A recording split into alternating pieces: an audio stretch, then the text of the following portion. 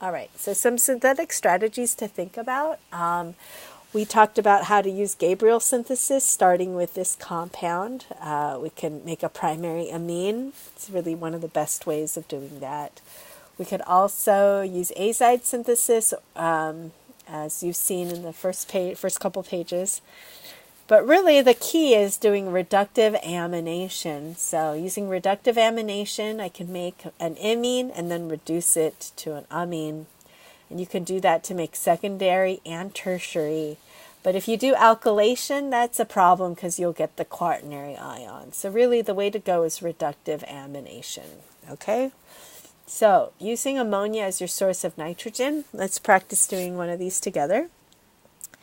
To make an amine, notice that this is a secondary amine, so I might want to use reductive amination of a primary amine. And the primary amine I can get from reductive amination using ammonia. All right, so that's the idea here. Okay, so using ammonia, so NH3.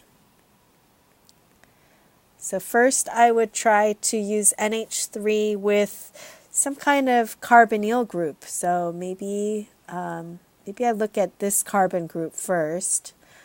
If I have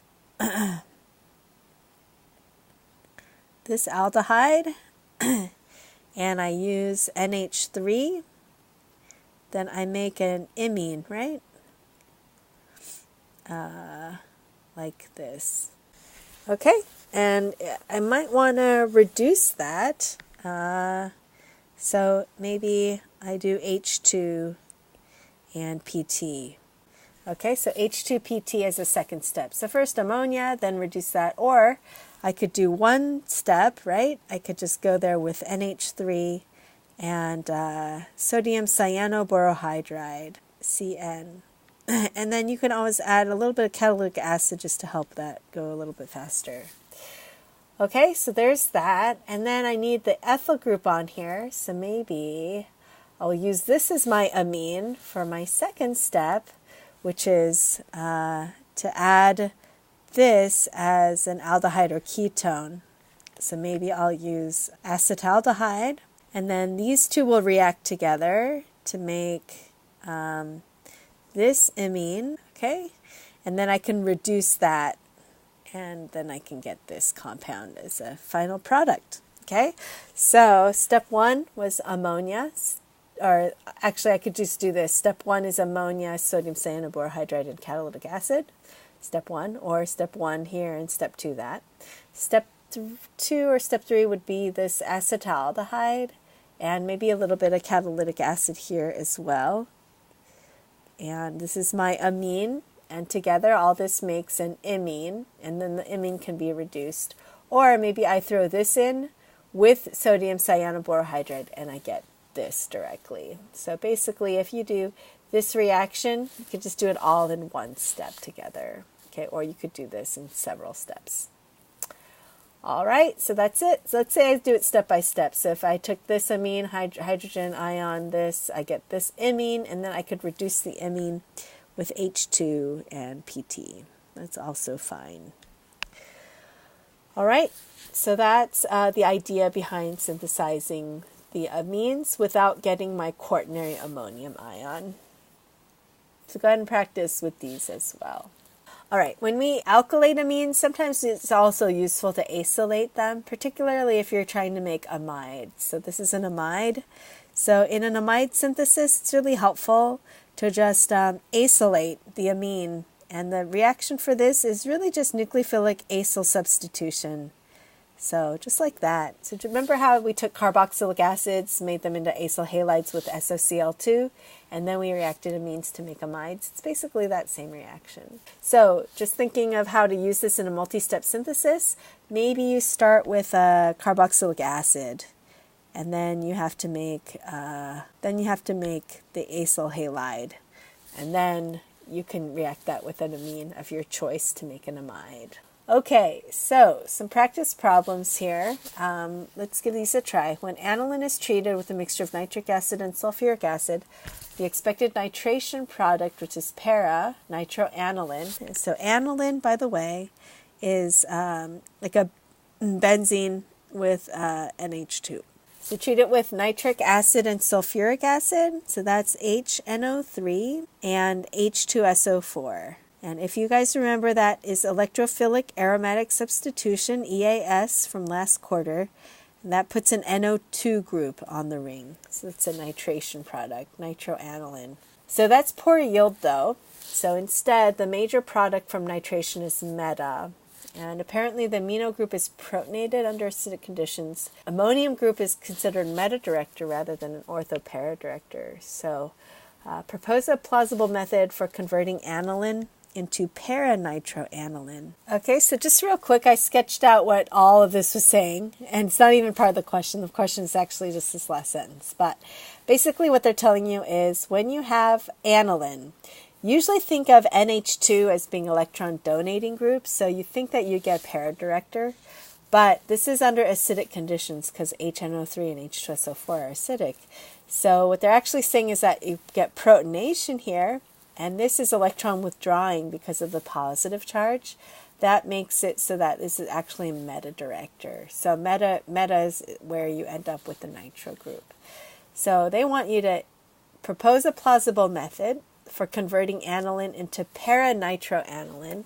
So they want you to think of another way of getting para-nitroaniline. So I'll give you a hint. It's a problem right underneath this acylation. So let's try acylating it and let's see what happens then. So if we have acylation, that means that we're going to make the nitrogen less basic, because the acyl group here will withdraw these electrons by resonance, so that makes those less basic, right? Remember how resonance makes nitrogens less basic. So that means that under acidic conditions, it's likely that this will get protonated, but this is still going to provide some electron donating capability, because this can also get donated in just a little bit, part of it. So it's considered weakly donating, okay?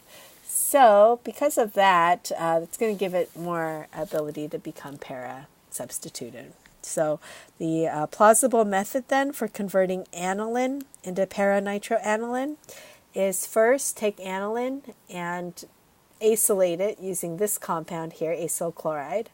And then we get the amide, we get this compound. And then from here you can treat it with HNO3 and H2SO4, and you should be able to get the nitro group para, because this is not as basic as this is. It's not going to get protonated, which means it can stay as a electron donating group. Starting with nitrobenzene and using any other reagents of your choice, outline a synthesis for parachloroaniline.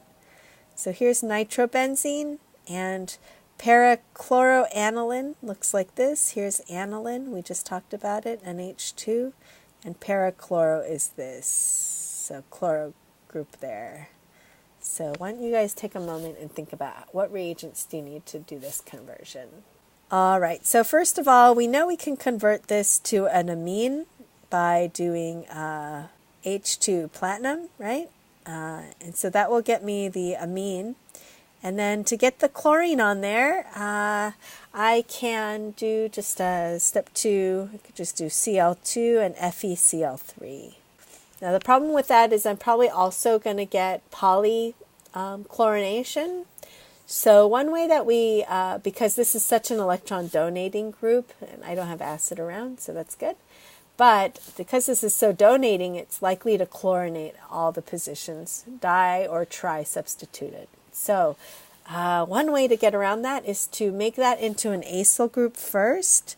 So maybe acylate it with this compound. And then that will make it less reactive to the orthosites. And so hopefully it will also make it more bulky here so that there's more steric hindrance. So that means that you'll promote chloride being para. And once you have that, then you can add your chlorine groups using Cl2 and FeCl3. And then the last step would be to remove the acetyl group and get the NH2 group back. So to do that, you can just hydrolyze it off using acid or base as a catalyst and in water. Okay, and that will take that will hydrolyze the amide back to an amine plus a carboxylic acid. And our last question, using acetic acid as your only source of carbon, how would you make N-ethyl acetamide? So here, clearly you can sort of see what's going on here. That part is this part. So we just need a way of making this into an amide, which that should be simple enough, but then you want to have an amide with an R group on it already. Okay? So there's multiple ways to do this. Probably what you're thinking of might be to do something like this. All right, so here I have an acyl halide, and then I have just a ethylamine. Now the problem is, though, it says using acetic acid as your only source of carbon. How would you do this? So I can't use ethylamine here. So probably instead of doing this, I might be able to use reductive amination, remember? So like something from up here. So the idea is maybe I can get R groups on using, something really simple like ammonia. So how would I use ammonia? So I have carboxylic acid. Why don't you guys give this a try then? Try to figure out how you can only use these as carbon, okay? How can you get a source of this ethyl group? Probably has to come from here. So how can you do that with this molecule? All right, so simply I can use this. I could reduce it down using diol H, or I could just reduce it to an alcohol and then oxidize it using PCC. Okay, so there's diol H. Once I have the aldehyde, I can do the imine reductive amination using NABH3CN, so cyanoborohydride, and make my ethylamine this way. So that means the carbons came from acetic acid. So now I can feed that into this reaction. So first step, I do SOCl2. Second step, I use this amine from this reaction there, and then I make that amide. Okay, or in other words, I could start with this, make that, and then show that forming with this. And this formed from this. Okay, so I'm not sure if there's a really clean way of writing this, but that's what I have so far.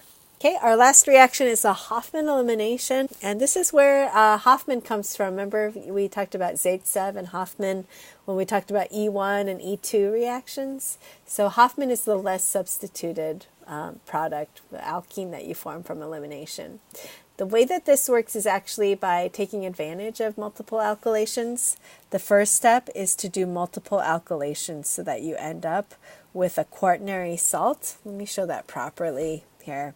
So this lone pair will attack here, and it will just keep attacking there until it's completely methylated into a quaternary salt. Okay, so you just do that again and again and again with excess CH3s. At this point, we have a basic solution. So the silver oxide is to provide basic solution, and this water then is more like a hydroxide. So we'll attack here, and then this will leave. And notice this is fairly bulky here, so it usually promotes the less substituted side getting the alkene, and that makes that the major product. So this is called Hofmann elimination. Okay. All right, so you always get the less substituted double bond as your major product. So this is regioselective. Okay, less substituted. All right, so to do this kind of reaction using the Hofmann, maybe, you can notice there's a Hofmann product here. So see if you can use that. We'll need to go through an amine and then methylate it. So try to incorporate that by using some kind of an amine intermediate. Okay, go ahead and give that a try and see if you can figure out how to put it all together.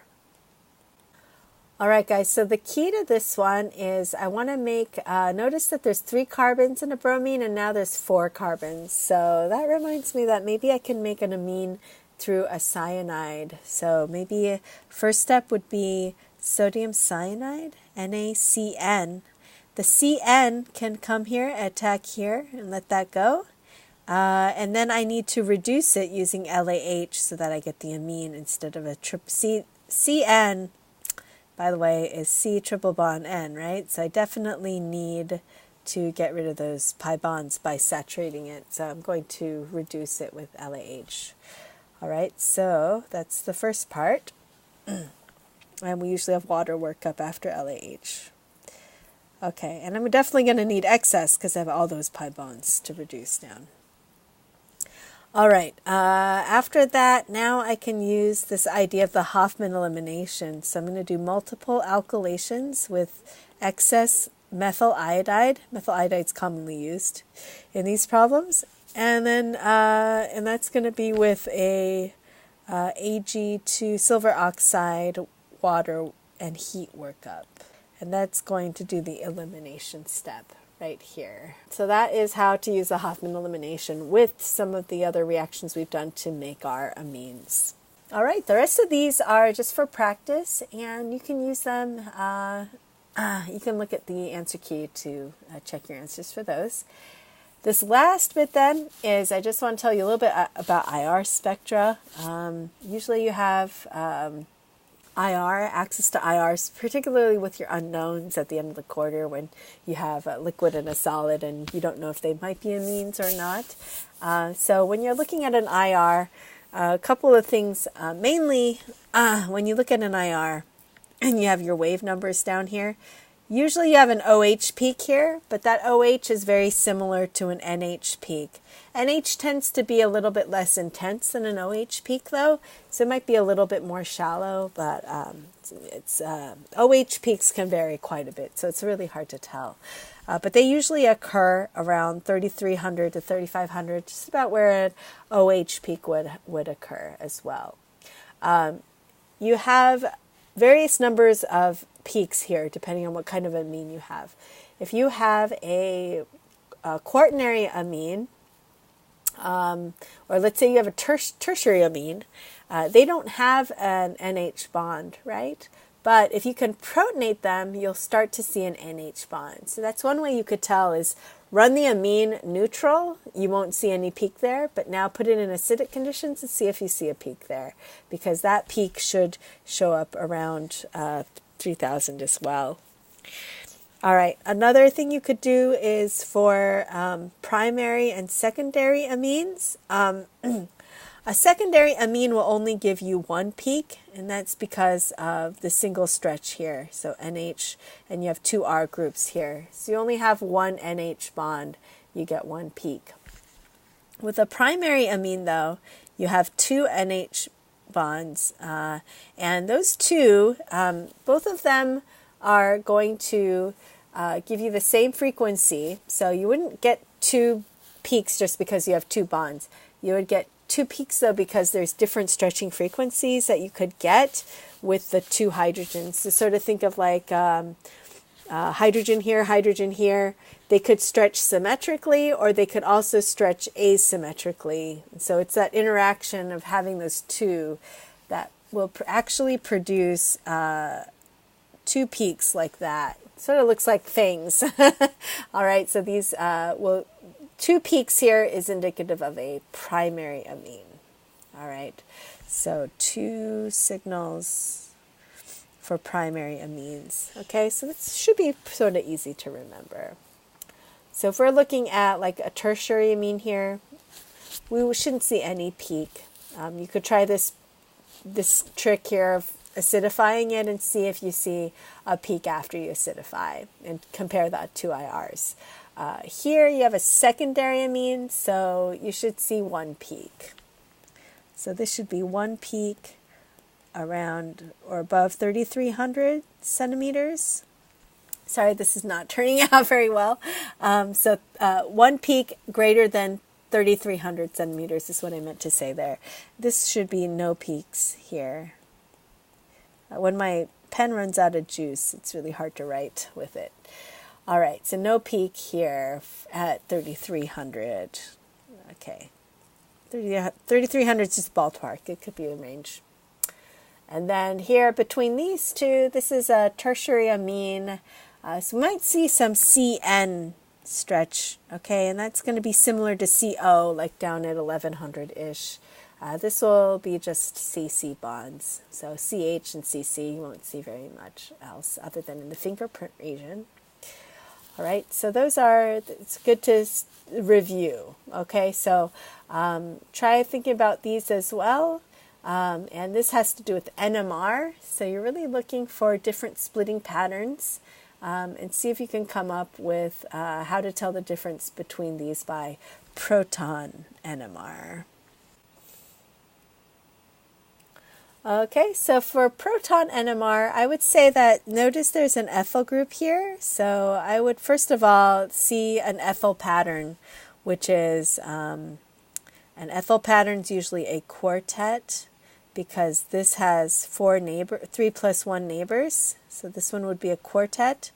And then this one has 3 neighbors, or 2 neighbors plus 1, so this would be a triplet. So I usually see a quartet upfield by the nitrogen, and then I see a triplet a little bit farther down. So quartet and triplet is usually indicative of an ethyl pattern. So that would be very useful to tell between this and this. This has no ethyl pattern. This has a methyl, and most likely that doesn't have any neighbors within 3 bonds. So it's probably going to be a singlet. So I would expect to see a singlet here. All right. Other than that, you could also go by the number of signals. Like I would have this signal would be the same. This signal would be the same. This one would be a unique one, and this one would be a unique one. So I'd have 1, 2, 3, 4 peak clusters or peak signals. This one I'd have these two be the same, these two be the same, this one, and then this one. So again, I get 4 signals. So number of signals isn't super helpful for that, but the splitting patterns would be for sure. And then down here, I have, let's see, these two are equivalent, these two are equivalent, and this one's equivalent, this one here. But then I have, this one is actually different from this one, and this one is different from this one and this one. They're all different, so I'm going to have many more signals for this one. And then your integrations would also be different. What else would be different? This one would have just an ethyl pattern and a singlet. This one will have much more than that. So this one will have an ethyl pattern, a singlet, and probably something more complicated here, like a multiplet, because of all of these hydrogen neighbors here. So you see a multiplet here, you wouldn't see a multiplet here. All right, and for extra practice, why don't you guys sketch out the NMRs you would expect to see for each of these compounds, and then that will test further. And you could use something like ChemDraw or look up the structure to see what the NMR is if you want to check your answer. With the real NMR, you could do a Google search on NMR spectra database, and you'll be able to have access to NMRs. All right, good luck, you guys.